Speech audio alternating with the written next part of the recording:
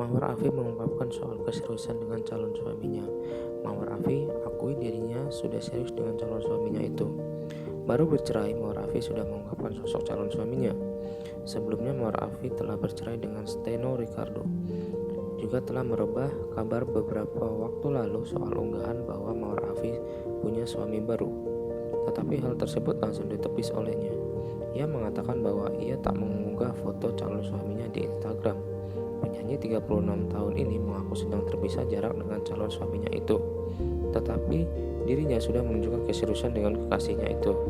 Mawar Afi juga singgung soal foto yang ada pada unggahan Instagram dan menyebabkan rumor. Mawar Afi pun ungkap calon suaminya sudah diperkenalkan dengan keluarganya. Menurut pengakuan Mawar Afi, ia sudah berkenalan dengan pacarnya tersebut cukup lama. Mawar Afi pun akui akan ada acara lamaran bulan ini tetapi tertunda.